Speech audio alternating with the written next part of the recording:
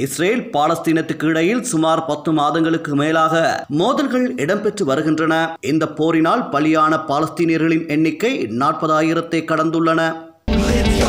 Prime group அறிமுகப்படுத்தும் இலங்கையின் முதலாவது நவீன வீட்டு அபார்ட்மெண்ட் நகரம் கிரிபத்குடையில் 22 மில்லியனிலிருந்து ஆரம்பமாகின்றது. இதன் காரணமாக இஸ்ரேல் பாலஸ்தீனத்துக்கு இடையிலான போரை முடிவுக்கு கொண்டு வருவதற்காக அமெரிக்கா, கட்டார், எகிப்து ஆகிய நாடுகள் பல மாதங்களாக முயற்சித்து வருகின்றன. இரு நாடுகளுக்கும் இடையிலான போரை நிறுத்துவதற்கு அமெரிக்கா பரிந்துரைகளை தயார் செய்தது. இப்பரிந்துரைகளை இஸ்ரேல் மற்றும் ஹமாஸ் அமைப்பினர் ஏற்றுக்கொள்ளும் விதமாக பேச்சுவார்த்தை நடத்துவதற்காக அமெரிக்க வெளியுறவுத்துறை அமைச்சர் ஆண்டனி பிளிங்கன் கடந்த சில தினங்களுக்கு முன் மத்திய கிழக்கு நாடுகளுக்கு விஜயம் செய்தார்.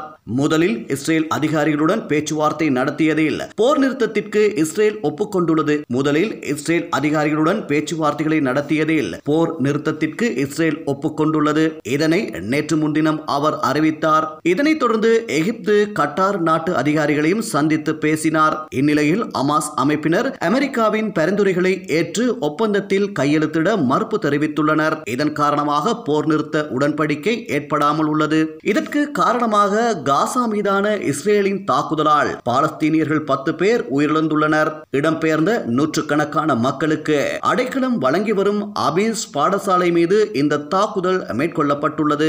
போர் நிறுத்த பேச்சுவார்த்தைகளின் விதிமுறைகளை மாற்றி அமெரிக்கா இஸ்ரேலுக்கு சார்பாக நடந்து கொள்வதாக ஹமாஸ் குற்றம் சுமத்தியுள்ளது. இதேவேளை ஹமாஸால் சிறைபிடிக்கப்பட்ட 6 பேரின் சடலங்களை கான் யூனிஸிலிருந்து மீட்டதாக இஸ்ரேலிய ராணுவம் தெரிவித்துள்ளது.